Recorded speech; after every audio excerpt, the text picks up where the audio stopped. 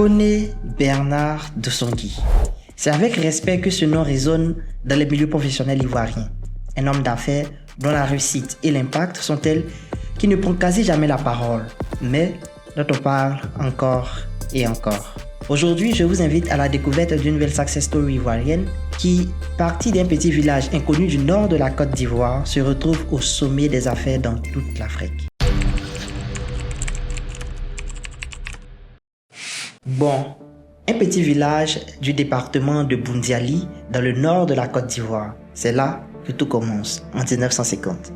Dans une famille de paysans, sans privilèges, sans réseau, sans héritage financier, juste un enfant qui va décider de tout changer. Dès l'école, Koné Dossongui se distingue et obtient son baccalauréat avec mention bien. Avec ce résultat, il intègre l'une des écoles les plus prestigieuses du pays, l'INSET de Yamoussoukro, aujourd'hui INPHB, précisément à l'École nationale supérieure d'agronomie. Il en sort major de sa promotion, devenant un ingénieur agronome. Mais le jeune Dossongui veut renforcer ses acquis et s'ouvrir sur ce qui se fait ailleurs. Alors, direction Paris, où il obtient un DESS en agronomie à l'Institut national agronomique, puis un diplôme IAE à l'Université de Sorbonne. Du village de Bon aux grandes écoles parisiennes, le socle est posé. En 1977, il rentre au pays, directement au ministère de l'Agriculture sous la direction de Denis Brah-Canon. La suite va vite, très vite. D'abord, il est nommé directeur régional de la Sodérie. Ensuite, directeur du projet riz de la Banque mondiale. Puis, directeur de cabinet du ministre de l'Agriculture. En seulement quelques années, Koné Dossongui est là où les décisions se prennent. Mais il y a un moment en 1978 qui mérite qu'on s'y attarde. Alors qu'il est encore haut fonctionnaire, il apprend que la CIC, le Crédit industriel et commercial, une banque française qui était établie en Côte d'Ivoire, se retire. Il saisit l'opportunité et prend 1% du capital. 1%, ça paraît anecdotique. Mais c'est ce 1% qui va poser les premiers jalons de ce qui deviendra la Banque Atlantique. 1981, Koné Dossongui a 31 ans et on lui confie la direction générale de Palm Industries. 17 000 employés, l'un des fleurons de l'économie ivoirienne. Sous sa direction, une transformation spectaculaire s'opère. 14 nouvelles huileries de palme sont créées. La productivité explose. Résultat, la Côte d'Ivoire devient le premier exportateur africain d'huile de palme dans les années 80. Ce faisant, Koné Dossongui se positionne comme l'un des architectes de ce qu'on appellera plus tard le miracle ivoirien.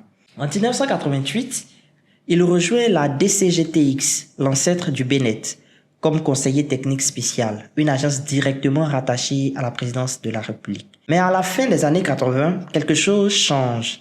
Un changement de direction au ministère de l'Agriculture et Koné Dossongui quitte la fonction publique. Lui-même appellera ce moment une rupture salvatrice. Il fera un bref retour en politique en 1998 en tant que ministre de l'enseignement technique et de la formation professionnelle sous le président Henri Konan Bédié, jusqu'au coup d'État que la Côte d'Ivoire va connaître en décembre 1999, ce qui le contraindra à l'exil.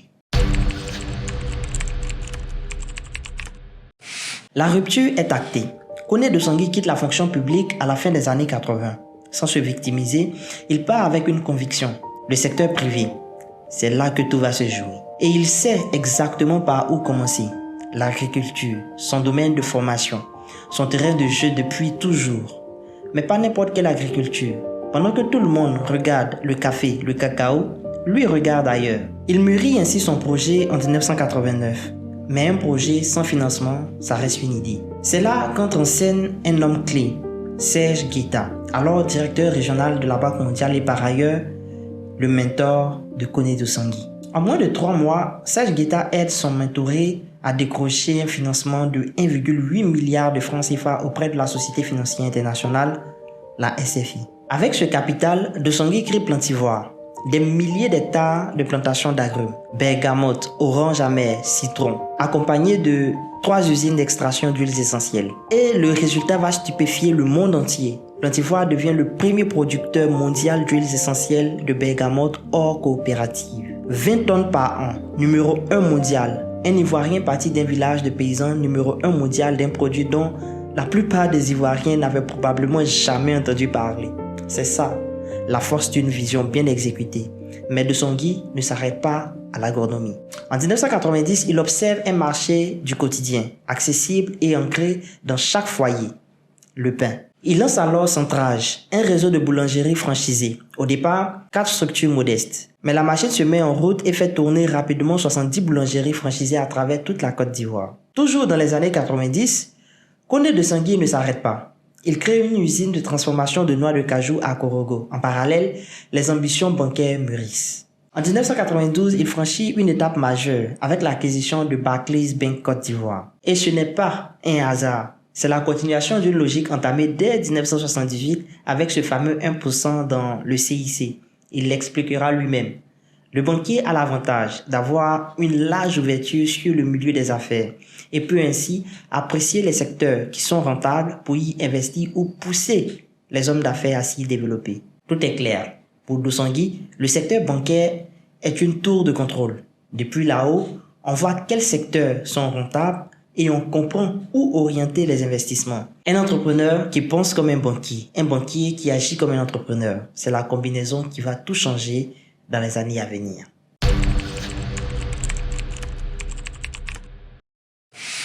Nous sommes en 2000 à Lomé, au Togo. C'est ici que Koné Dosangui a déposé ses valises après les événements de décembre 1999 en Côte d'Ivoire, ayant créé un climat qui ne lui était plus favorable. Loin de sa terre natale, loin des siens et loin de tout ce qu'il avait construit. Pour beaucoup, c'est la fin. Mais en 2002, depuis le Togo, il prend une décision audacieuse. Il entre dans les télécommunications. Avec l'appui de son mentor Serge Guetta, il rachète le réseau Télécel au groupe égyptien Orascom. C'est ce réseau qu'il transforme sous la marque commerciale que vous connaissez certainement. Move, no limit. Rapidement, le réseau s'étend. Gabon, Burkina Faso, Togo, Bénin, Niger, République centrafricaine. Mais avoir des actifs partout ne suffit pas. Il faut une architecture, une tête pour consolider l'ensemble et surtout pour gérer l'aspect financier. En 2005, il fonde alors Atlantic Financial Group, connu sous le nom AFG. Une holding bancaire chargée de piloter toutes les filiales de la Banque Atlantique en Afrique de l'Ouest. Et pour que cette machine tourne, il faut une infrastructure numérique solide. Dès 2004, il crée la GIE informatique qui deviendra Atlantic Technologies en 2007. En 2006, 6 filiales de la Banque Atlantique sont créées simultanément dans l'espace UEMOA. Bénin, Niger, Burkina Faso, Mali, Togo, Sénégal. Le groupe AFG va par ailleurs reprendre 2 compagnies d'assurance en difficulté, la Massy et la Stamvie. Elles sont redressées et rebaptisées respectivement Atlantic Assurance et Atlantic Assurance Vie. Visionnaire qu'il est, Koné Dosangui anticipe même l'essor du marché financier de l'UEMOA. En 2001, il avait créé la SGI Atlantic Bourse. En parlant de bourse, ce qui ressort du parcours des grandes fortunes, c'est qu'ils investissent dans de nombreuses entreprises pour devenir actionnaires. Peut-être que vous n'avez pas encore un niveau d'opportunité qui vous permet de pouvoir lever des milliards afin de réaliser des grosses opérations d'acquisition. Mais vous pouvez déjà devenir actionnaire en investissant à la BRVM. Si cela vous intéresse, je vous invite à checker l'environnement Laycom. Nous avons une plateforme d'analyse qui vous aide à identifier les meilleures entreprises sur lesquelles investir ainsi qu'un programme de formation très complet qui vous aidera à comprendre tout ce qu'il faut pour gagner de l'argent sur ce marché financier. Je vous mets le lien en description. Et pour revenir à l'essor d'Atlantic Group. En 2008, le groupe décide d'aller plus loin, géographiquement parlant, avec la création de Atlantic Financial Group Central and East Africa, une nouvelle holding pour la zone CEMAC et l'Afrique de l'Est. Ainsi, en 2009, le groupe acquiert Amity Bank au Cameroun pour la rebaptiser Banque Atlantique Cameroun.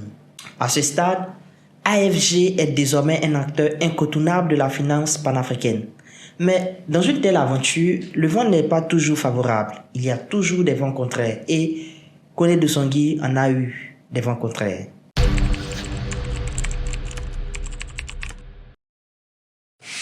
On l'a dit. Le coup d'État de 99 avait déjà contraint Koné Dosangui à l'exil au Togo. Eh bien, les choses vont se compliquer encore. En 2010, alors que la Côte d'Ivoire traverse une période sombre de son histoire, une crise post-électorale sanglante, l'environnement économique ne reste pas en marge. Alors qu'il avait massivement investi dans Air Ivoire, Koné Dosangui voit le trafic chuter de 50% et le chiffre d'affaires s'effondrer de 60%. À ce rythme, difficile de tenir une entreprise quand on est actionnaire majoritaire. Il est donc contraint de procéder à la liquidation avec une perte estimée entre 20 et 40 milliards de francs CFA. Rendez-vous compte, on parle de pertes qui ne se chiffrent pas en centaines de millions, mais bien en plusieurs milliards. Pour n'importe qui d'autre, c'est la fin. Mais De Songui ne voit pas les choses ainsi. Il le dira lui-même. La ligne droite n'existe pas dans la vie.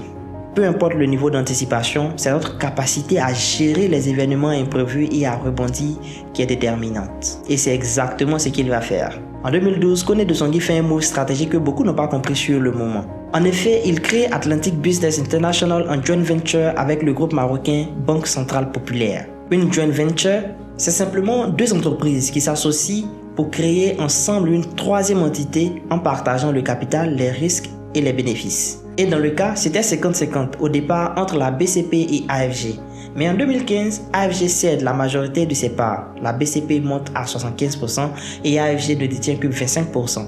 Pourquoi vendre? Eh bien, cette cession dégage une trésorerie massive. Trésorerie qui sera utilisée pour préparer quelque chose de bien plus grand. L'industrie, le ciment, le cacao et surtout pour signer un retour plus prononcé dans la banque. Ainsi, en décembre 2020, Koné De Songui rachète les filiales de BNP Paribas au Mali, au Gabon et aux Comores. Puis, pour son retour sur le marché ivoirien, il rachète la Banque Populaire de Côte d'Ivoire.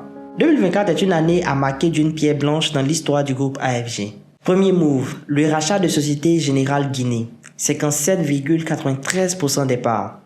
Deuxième move, l'acquisition de la majorité du groupe allemand Access Holding, institution spécialisée dans le secteur de la microfinance dans plusieurs pays africains. Ce seul rachat ouvre les portes de 5 nouveaux pays, Libéria, Madagascar, Nigeria, Rwanda, Zambie. 5 pays d'un seul coup. Et pour continuer à marquer le clou, en 2025, AFG entre dans les mines avec l'acquisition de la mine d'or de Tongon auprès de Barrick Gold pour 305 millions de dollars. Un signal clair. AFG ne se limite plus à la finance. Depuis Madagascar, le groupe met aussi en place une cimenterie d'une capacité d'1 million de tonnes. Ces investissements s'estiment autour de 150 millions d'euros, incluant AFG Bank Madagascar et la compagnie AFG Assure. C'est remarquable. Parti de seulement 1% d'une banque, en passant par l'exil et les liquidations contraintes, avec des pertes en milliards de francs CFA pour arriver à un groupe continental et multisectoriel. Eh bien, il faut s'appeler Koné De Songui ou au moins en avoir le flair d'opportunité et la résilience qui va avec.